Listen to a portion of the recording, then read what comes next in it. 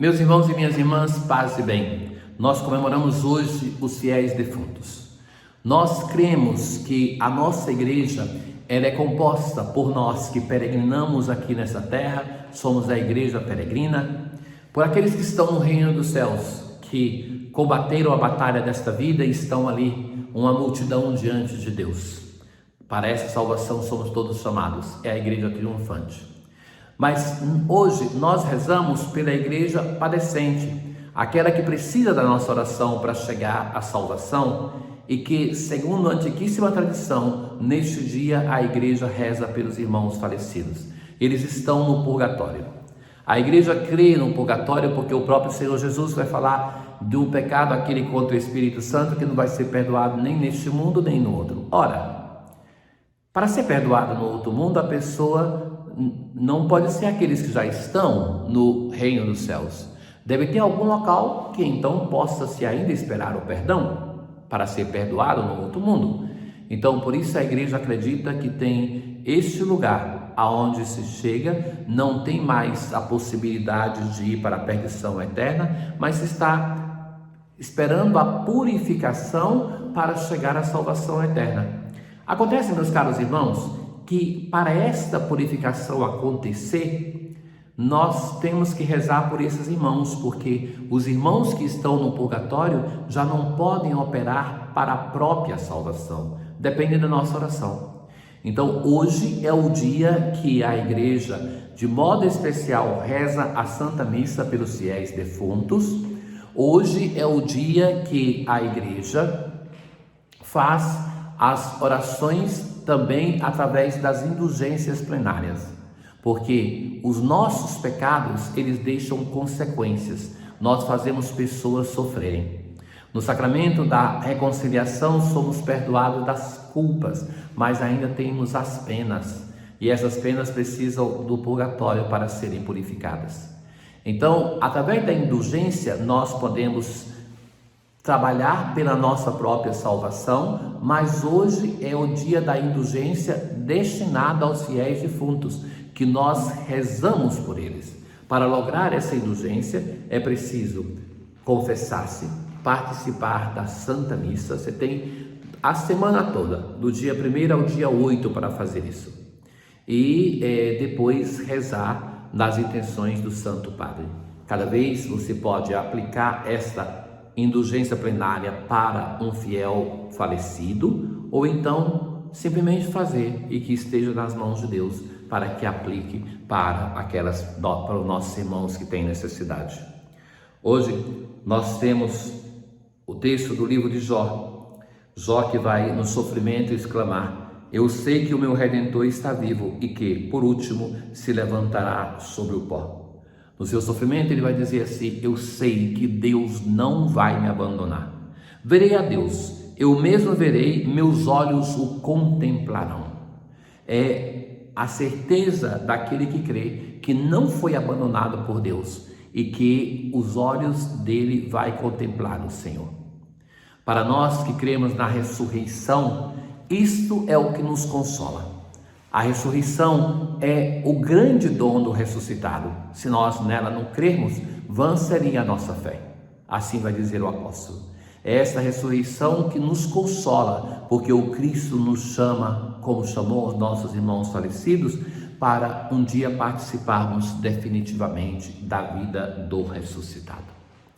O salmo que hoje nós rezamos é muitas vezes usado nas encomendações dos fiéis defuntos. O bom pastor. O Senhor é o pastor, não me falta coisa alguma. O pastor que cuida das suas ovelhas, ele me leva a descansar. Restaura as minhas forças, ele me guia por caminho mais seguro. Mesmo que eu passe pelo vale tenebroso, nenhum mal temerei. Mesmo estando ali naquele vale que se pode cair e morrer, Deus está ao meu lado. Preparais à minha frente uma mesa, com óleo vós ungis minha cabeça. Felicidade e todo bem hão de seguir-me por toda a minha vida. A segunda leitura da carta primeira de São Paulo aos Coríntios. Cristo ressuscitou dos mortos como primícias. Ou seja, ele não ressuscita somente para si, mas é o primeiro entre muitos irmãos e que depois nós em seguida vamos ressuscitar com ele. Ele ressuscita para que nós possamos ressuscitar. Porque se por um homem veio a morte, por um homem veio a ressurreição. Como em Adão todos morrem, assim também em Cristo todos reviverão. Cristo é o novo Adão. Cristo é aquele que nos abre as portas da vida. Em primeiro lugar, Cristo ressuscita como primícia, depois todos os que pertencem a Cristo, todos nós.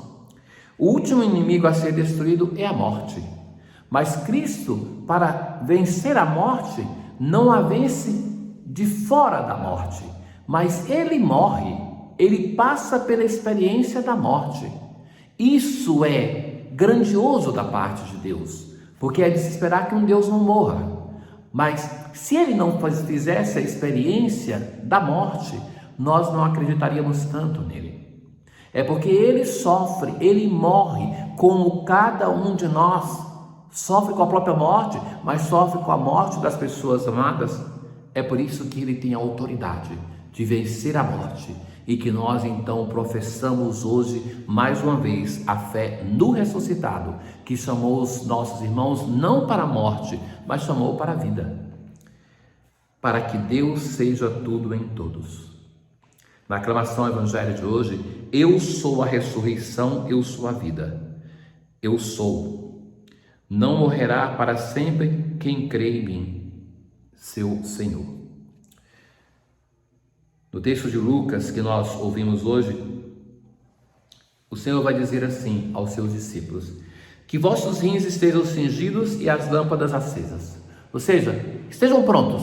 Os rins cingidos é pronto para o trabalho, pronto para começar. E as lâmpadas acesas, esperando o seu Senhor voltar.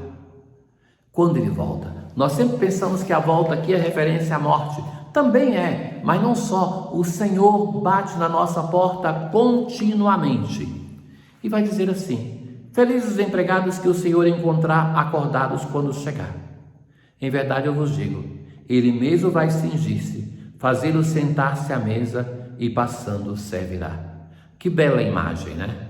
O Senhor, que nós devemos estar com os rins cingidos e com as lâmpadas acesas, encontrando-nos prontos, esperando o vigilante, ele mesmo vai nos servir, vai cingir, vai sentar, vai fazê-lo sentar-se à mesa e passando servirá. Mas ficai certo, se o dono da casa soubesse a hora que o ladrão iria chegar, não deixaria que arrombasse a sua casa.